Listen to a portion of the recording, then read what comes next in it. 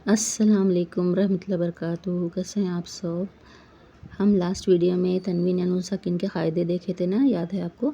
तो उसी का कंटिन्यूएशन कर रही हूँ मैं, क्योंकि उस टाइम पे कट हो गया था और वो हुर्फ नहीं बताई थी मैं। तो एक बार क्विक रिकैप करेंगे।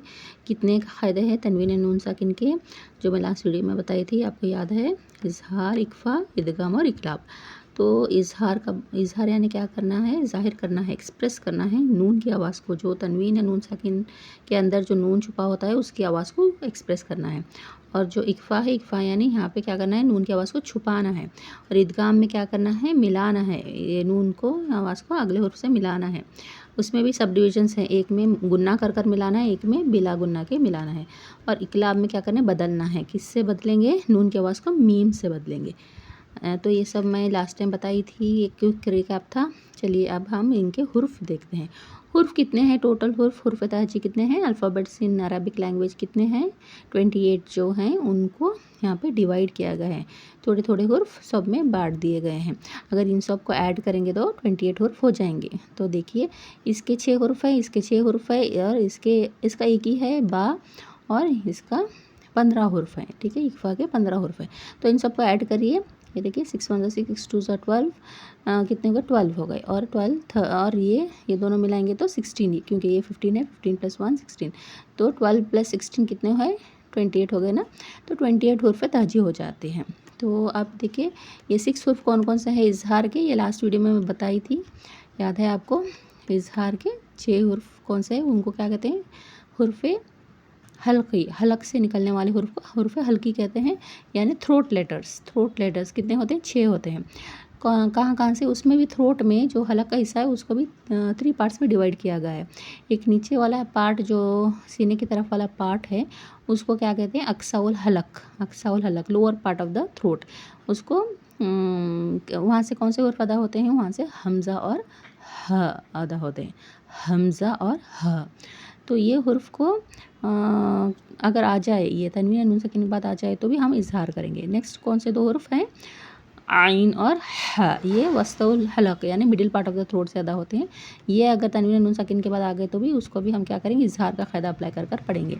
और थर्ड कौन से हैं? ऊपर वाला part, upper part of the throat, उसको क्या कहते हैं? अदनाउल हलक हिस्सा। उसको वहाँ से कौन से अदा होते हैं? गैन और ख।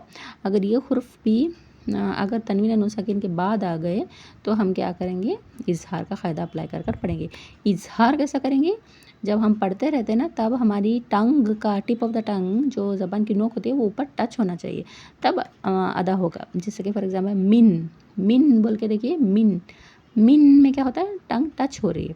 अगर वही इक़फ़ा कर रहे हैं वहाँ पे तो टंग टच नहीं करेंगे तो कैसा आवाज़ आएगा?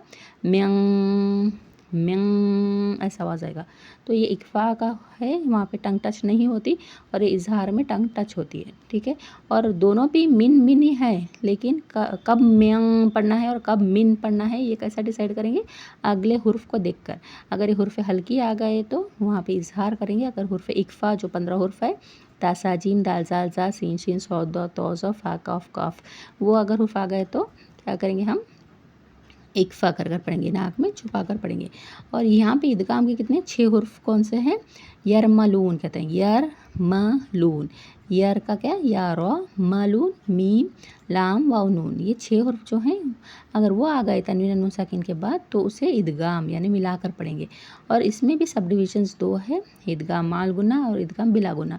इदगाम माल गुन्ना यानी इदगाम में ताम, इदगाम में नाकिस को इदगाम माल गुन्ना कहते हैं, और इदगाम में ये बिला गुन्ना को इदगाम में ताम कहते हैं। तो इदगाम माल गुन्ना जो है ना, वहाँ पे कौन से हुर्फ़ आते हैं? यरमलून में से 4 हुर्फ़ आते हैं, यौमिन, या वाव मीम नून। और बिला गुन्ना में 2 हुर्फ़ आते हैं, लाम और रॉ।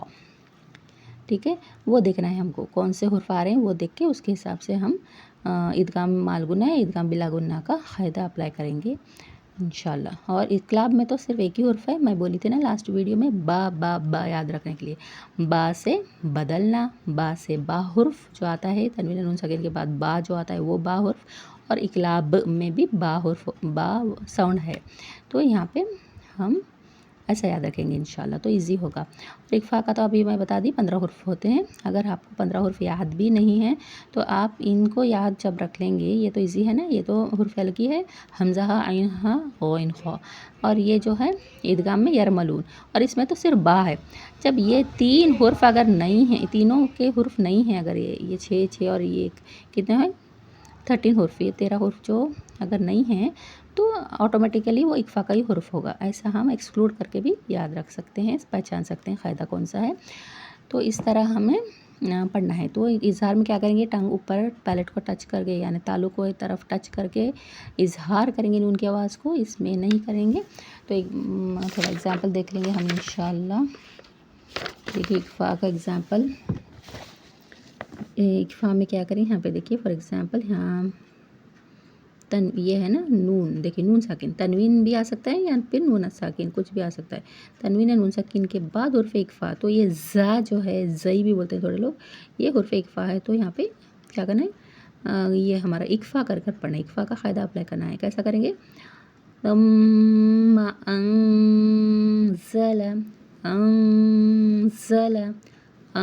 पढ़ेंगे, अन नहीं पढ़ेंगे, पढ़ेंगे, ठीक है, अंज़ला ऐसा पढ़ेंगे हम। नेक्स्ट हम